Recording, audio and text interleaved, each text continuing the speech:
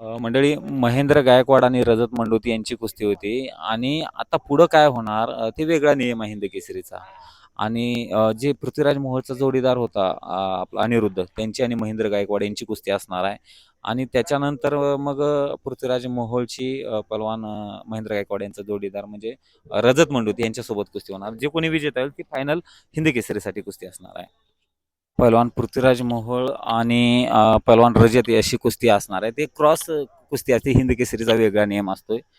आणि त्यातनं जो कोणी विजेता होणार आहे ते पुढचे इकल वेगळी साखळी, क्रॉस साखळी त्यातनं होणार आहे. त्यामुळं दोन्ही महाराष्ट्राचे पहलवान पृथ्वीराज मोहोळ आणि महेंद्र गायकवाड यांच्या कुस्ती होणार आहे. शुभेच्छा हे दोघांना.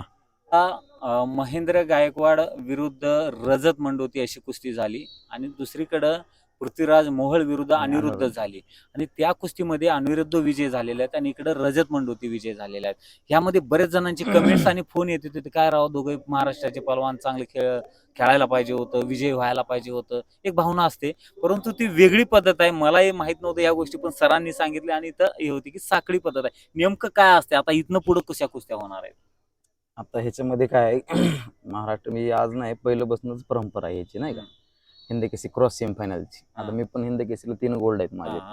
मी पण असंच खेळून परत हे केलेलं आहे. आता ह्याच्यामध्ये काय आहे, महेंद्र जनतेला वाटते हरला, पृथ्वीराज मोहोळ हरला, पण हे असं नाही. आता ह्यातनं समजा रजतला तर पृथ्वीराजने हरवलं तर तिकडून फायनल येऊ शकतो परत, आणि इकडून अनुरोधला तर महेंद्रने हरवलं तर आपले दोघं सुद्धा फायनल येऊ शकतो ह्याच्यामध्ये. आणि मग माणसांना काय वाटतं की याला दोघं कसे काय आपले हरले, दिल्लीवाले फायनलला आले. तसं काय नाही. आता ह्यांना दोघांना बी आता ही खऱ्या फायनल म्हणजे सेमीफायनल खऱ्या आता ही म्हणजे त्यानंतर मग फायनल बाउट संध्याकाळी. हे 90% लोकांना माहित नाही, मलाही माहित नव्हतं, कारण पहिल्यांदा हिंद केसरी बघतो, हे नियम माहित नव्हते. तर काही काळजी करण्यासारखी गोष्ट नाही.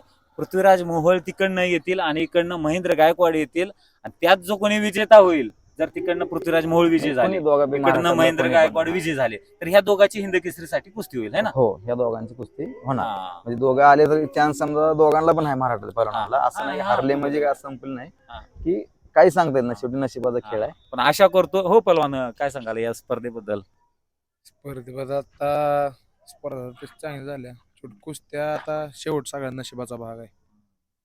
महेंद्र आबा आणि पृथ्वीराज दोघांना पण महाराष्ट्रातच गाता आणण्याची चान्स आहे. आता बघू संध्याकाळी, आताच्या सेमीफायनल ठरवलं संध्याकाळी काय. नक्की दोघेही आपले आहेत. दोघांनाही शुभेच्छा. धन्यवाद.